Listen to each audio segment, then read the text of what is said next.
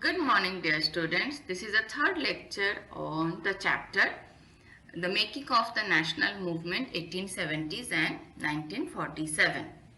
In a previous lecture, we had discussed about the formation of the Indian National Congress, that is in 1885 by Alan Octavian Hume. After that, in 1906, All India Muslim League at Dhaka was formed, and in 1907 the Congress party divided into two groups because the moderates were opposed to the use of boycotts, whereas the radicals, they supported boycotts, and on this issue the Congress party divided into two groups. Again in 1915 both the groups reunited, and in 1916 the Congress party and Muslim League signed the historic Lucknow Pact, and they decided to work together for representative government in the country. So what we had seen, already the mass movement started in 1916. So now we will discuss the growth of mass nationalism. Mass nationalism means when most of the people of the country, they participate in a movement. So you can see here the picture of mass movement or mass nationalism. Here the people from all sections of the society, that is you can say peasants, farmers, tribal people, students, women and factory workers, they participated in a large number. And not only that, even if some business groups also participated in the mass movement. Because after 1919, the struggle against the British rule, it became a mass movement, and in which all the people from various sections of the society, they participated in that movement. Why it happened? Why was this so? Let us discuss the reason behind the mass movement in 1919. तो 1919 में जो mass movement शुरू हुआ था, उसके पीछे reason क्या था? Let us discuss the reason. क्योंकि 1914 में फर्स्ट वर्ल्ड वॉर शुरू हो गया था. तो फर्स्ट वर्ल्ड वॉर में India was not interested to take part in the first world war, but India के पास ऑप्शन नहीं था, because that time in 1914 India was under the rule of British government, and Britishers, they took part in the First World War. Actively they took part. That is why they dragged India into the World War. अब जब India को drag करके खींच के first world war में ले गए, उसके लिए फर्स्ट वर्ल्ड वॉर के लिए Indian economy and political situation के ऊपर बहुत ज़्यादा इन्फ्लुएंस, इम्पैक्ट पड़ा था. And that impact you can say negative impact, बहुत बुरा असर पड़ा था. क्योंकि जब फर्स्ट वर्ल्ड वॉर शुरू हुआ, फर्स्ट वर्ल्ड वॉर के साथ साथ ब्रिटिश गवर्नमेंट का डिफेंस एक्सपेंडिचर इंक्रीज हो गया था, और वो जो एक्सपेंडिचर हैं वो कहाँ से उठाते थे? इंडिया में से. How to fulfil the rise in the defence expenditure? British government ने क्या किया था? इंडियंस के ऊपर, इनकम के ऊपर, बिजनेस के ऊपर टैक्स इंक्रीज कर दिया था. तो जैसे कि कॉमन पीपल के ऊपर इनकम टैक्स इंक्रीज हो गया, बिजनेस में बिजनेस प्रॉफिट के ऊपर टैक्स इंक्रीज हो गया था, तो पीपल को ऑब्वियसली गुस्सा आया होगा. And not only that, increased military expenditure and the demands for war supplies led to a sharp rise in prices. अब जो लोग आर्मी में हैं, चाहे ब्रिटिश आर्मी हो चाहे इंडियन आर्मी हो, उनके लिए फूड सप्लाई भी होती थी. तो इसलिए विद इन द कंट्री जो कॉमन पीपल थे, द फूड ग्रेन्स के प्राइस बहुत ज़्यादा हाई हो गया था. जब फूड ग्रेन्स की प्राइस हाई हो गया था, ये कॉमन पीपल के लिए वो डिफिकल्टीज थी. The condition of the common people was very miserable.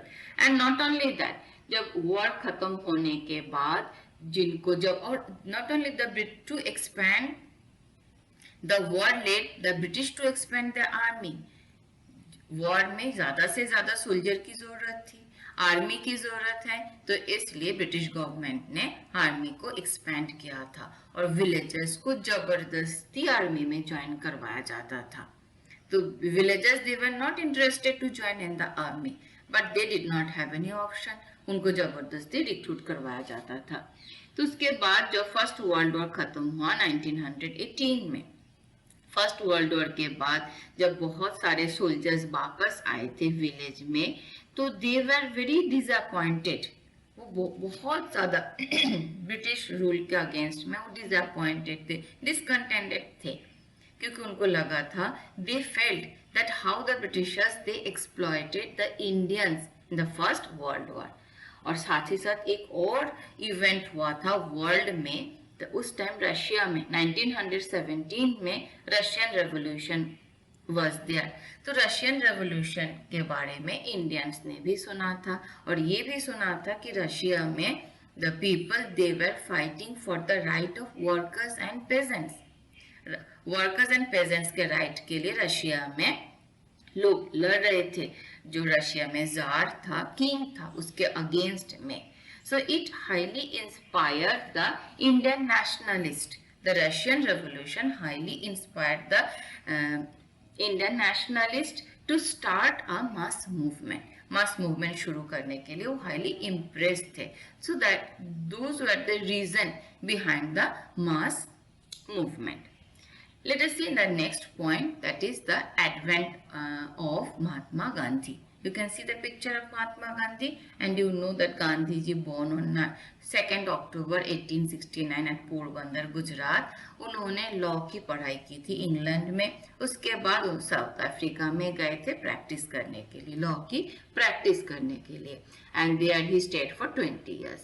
जब गांधी जी साउथ अफ्रीका में थे, उस time south Africa was also a colony of British colony था वो, उसमें भी डिस्क्रिमिनेशन हो रहा था, क्योंकि साउथ अफ्रीका के जो ओरिजिनल पीपल है, नेटिव्स है, mostly their skin colour is black, लेकिन जो यूरोपियंस ब्रिटिशर्स थे उनका स्किन कलर वाइट है। तो the white they discriminated the black people, and the Indians, जो इंडियंस भी थे उनका अगेंस्ट में डिस्क्रिमिनेशन होता था, टॉर्चर होता था, एक्सप्लॉयटेशन होता था।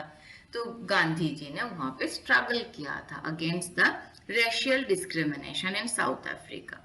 उसके बाद क्या हुआ, महात्मा गांधी 1915 में साउथ अफ्रीका से वापस आए। कहाँ पे वापस आए? इंडिया में।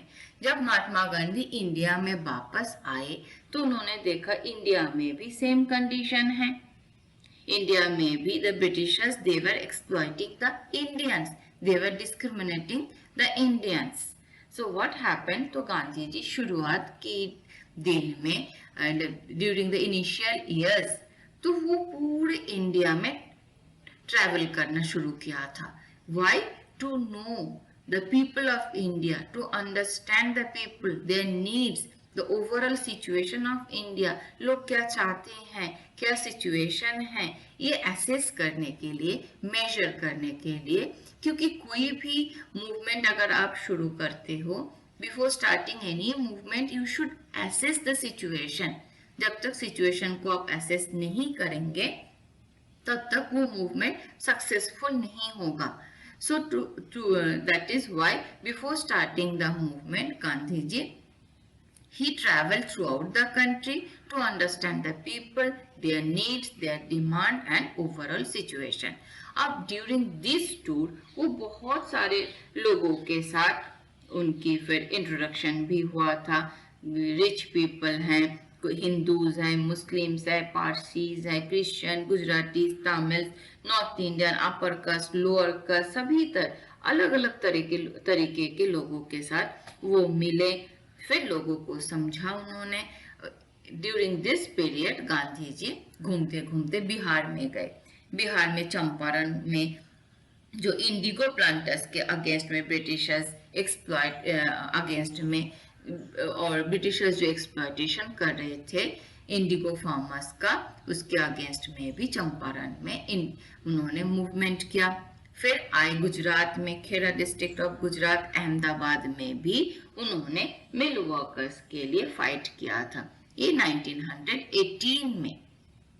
उसके बाद ये जो लड़ाई है, गांधी जी की जो लड़ाई थी, उसके आइडियोलॉजी या फिलोसफी क्या था? Ideology philosophy satyagraha. सत्याग्रह में satya means truth, then fight for truth. सत्य के लिए, ट्रूथ के लिए वो लड़ते थे। And the principle was truth and non violence. वो वायलेंस में बिलीव नहीं करते थे, वो नॉन वायलेंस में ही बिलीव करते थे। इसलिए उन्होंने जो भी मूवमेंट शुरू किया था, that was the Satyagraha movement शुरुआत में। Let us see what happened after that. इसके बाद हम देखेंगे कि 1919 से लेके 1922 तक जितने भी मूवमेंट्स हुआ था, जितने भी सत्याग्रह गांधी जी ने लॉन्च किया था, वो क्या था, उसके पीछे रीजन क्या था और कॉन्सिक्वेंस भी क्या था। तो 1919 में गांधी जी ने रोलेट सत्याग्रह का लॉन्च किया था। ये रोलेट सत्याग्रह था क्या? Satyagraha means fight for truth, और रोलेट एक्ट के अगेंस्ट में उस टाइम 1919 में the British government passed the roulette act and empowered the provincial government to arrest any person without a warrant. तो ये रोलेट एक्ट के तहत जो इंडियंस का freedom of speech, freedom of expression, वो सब कुछ कर्ब किया गया था, बंद हो गया था। तो इसके अगेंस्ट में गांधी जी ने सत्याग्रह लॉन्च किया था। तो Gandhi ji launch satyagraha against Rowlatt act which curbed the fundamental rights such as a freedom of expression and strengthen police powers। ये फ्रीडम ऑफ एक्सप्रेशन को कर्ब किया गया था और पुलिस के पास अननेसेसरी बहुत ज्यादा पावर चला गया था। The police system under British rule became very powerful. तो that is why against the roulette act Gandhi ji started Rowlatt satyagraha. और भी था उस टाइम, क्या होता था, अकॉर्डिंग टू रोलेट एक्ट के तहत पुलिस किसी भी इंडियंस को अरेस्ट कर सकती थी विदाउट एनी अरेस्ट वारंट। और जबकि ये रूल है, किसी को अगर आप अरेस्ट करते हो तो विद इन 24 आवर्स उनका ट्रायल होना चाहिए। लेकिन उस टाइम क्या होता था, इंडियंस को तो विदाउट अरेस्ट वारंट अरेस्ट कर लेते थे, उसके बाद कोई ट्रायल भी नहीं होता था। इवन 2 साल 3 साल तक वो जेल में रहते थे, वेदर ही वॉज गिल्टी और नॉट। क्योंकि ट्रायल क्यों होता था? क्योंकि विद इन 24 आवर्स ट्रायल होने के बाद if the person found guilty तो वो जेल में जाएगा, अगर वो पर्सन गिल्टी नहीं है तो वो फ्री हो जाएगा। लेकिन ब्रिटिश पीरियड में वो क्या करते थे, उस अरेस्ट तो विदाउट अरेस्ट वारंट अरेस्ट कर लेते थे, ट्रायल भी नहीं होता था, तो वो प्रिजन में, जेल में रह जाते थे इवन फॉर 2 years 3 years। तो इसलिए रोलेट एक्ट को, जो कि 1919 में ब्रिटिश गवर्नमेंट ने पास किया था, इसके अगेंस्ट में गांधी जी रोलेट सत्याग्रह लॉन्च किया था। And Mahatma Gandhi and Mohammad Ali Jinnah, they criticise the roulette act and they said, they told that the act is like a devilish, मतलब डेविल, राक्षस जैसा है। तो मोहम्मद अली जिन्ना, he was a member of all India Muslim league. तो जब ये रोलेट एक्ट के against में सत्याग्रह लॉन्च किया था, कैसे लॉन्च किया था, कैसे अपोज किया था? इस रोलेट एक्ट को अपोज करने के लिए अप्रैल 1919 में गांधी जी नेशन वाइड स्ट्राइक लॉन्च किया था, हड़ताल लॉन्च किया था या स्ट्राइक लॉन्च किया था। और इसलिए इस हड़ताल को फिर बंद करने के लिए, सप्रेस्ड करने के लिए the government, British government used brutal measures to suppress them. तो इसलिए तो वो नेशन वाइड हड़ताल लॉन्च किया था। ब्रिटिश गवर्नमेंट ने इसको सप्रेस करने के लिए ब्रूटल मेजर्स अडॉप्ट किया था। और इसके बाद थ्रू आउट द कंट्री एक कर्फ्यू इम्पोज हो गया था। कर्फ्यू मीन्स मार्शल लॉ या मार्शल लॉ एक्चुअली इम्पोज हुआ था, मीन्स कर्फ्यू। कर्फ्यू आप जानते हैं कि कर्फ्यू में आप बाहर नहीं जा सकते हैं, इकट्ठा ग्रुप बना के बाहर नहीं घूम सकते हैं। लेकिन उस टाइम क्या हुआ था, 1919 13 अप्रैल क्या होता है, बैसाखी का दिन होता है। तो अमृतसर में जो आसपास के विलेज, उस टाइम ना तो टेलीविजन था ना फोन मोबाइल कुछ भी नहीं था, तो जो विलेज में लोग रहते थे उनको कर्फ्यू के बारे में या मार्शल लॉ के बारे में कुछ पता ही नहीं था। उनको ये नहीं पता था कि टाउन्स में अमृतसर में मार्शल लॉ इम्पोज किया गया था, वो अमृतसर में जा नहीं सकते थे। विलेजर्स ये नहीं जानते थे, इसलिए बैसाखी का जो फेयर होता है, मेला होता है 13 अप्रैल, उसको सेलिब्रेट करने के लिए अमृतसर के एक जालियांवाला बाग में आसपास के विलेजर्स इकट्ठा हुए थे। उसमें वेमेन भी थी, बच्चे भी थे, बहुत सारे लोग इकट्ठा हुए थे। और जालियांवाला बाग कैसा था, you can see the picture here. ये तीनों तरफ से उसका घिरे हुए हैं और एक साइड उसका ओपन है।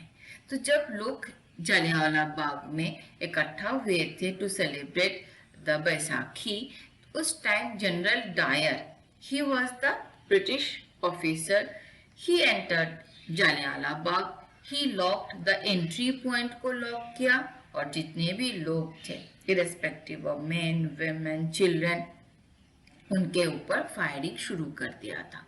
तो इस फायरिंग के वजह से और उनके पास कोई और भागने के लिए ऑप्शन भी नहीं था, क्योंकि चारों तरफ से वो ब्लॉक था, बंद था। तीन तरफ से पहले से ही बंद था, एक जो एंट्री पॉइंट था खुला हुआ है, it was guarded by the police. तो जितने भी लोग इकट्ठा हुए थे जालियांवाला बाग में, वो उधर से भाग नहीं पाए, छुप नहीं पाए, तो उनके ऊपर फायरिंग हुई। Thousands of people were killed, बहुत ज्यादा लोग जख्मी भी हुए थे। तो इस इंसिडेंट से throughout the country, all the people of country, they were shocked by this incident and all the leaders irrespective of moderates, radicals, irrespective of Muslim League, जितने भी लीडर्स थे किसी भी प्रांत में, रीजियन में, सभी ने बहुत ज्यादा प्रोटेस्ट भी किया था। एंड नॉट ओनली लीडर्स, जो हाईली एजुकेटेड थे, एलिट थे, एरिस्टोक्रेट पीपल थे, rich people, they also opposed this incident, Jallianwala Bagh मैसाकर। तो Rabindranath Tagore, he expressed his pain and anger of the country by renouncing his knighthood, क्योंकि उस नाइटहुड मिला था रविंद्रनाथ टैगोर को, क्योंकि उस टाइम जो एजुकेटेड लोग थे सेल्फ अचीवमेंट, इंडिविजुअल अचीवमेंट के लिए ऑनर में देते थे, ऑनर करते थे ब्रिटिश गवर्नमेंट इंडियंस को। ये ऑनर के तहत उनको नाइटहुड टाइटल मिला था।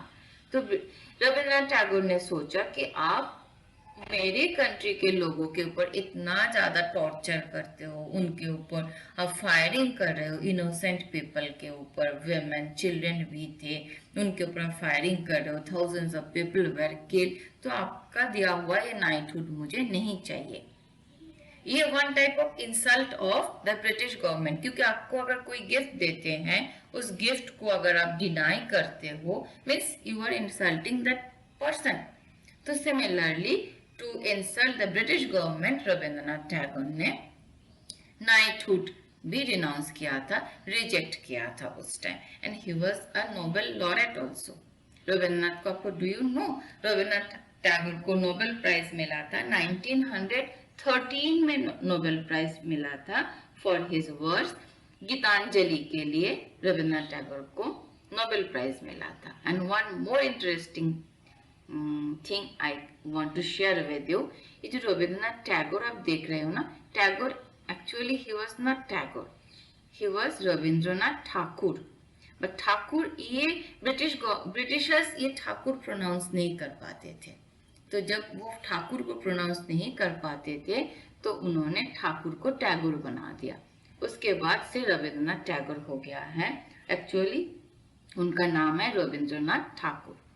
सो I think this is clear to you and Thank you and have a good day.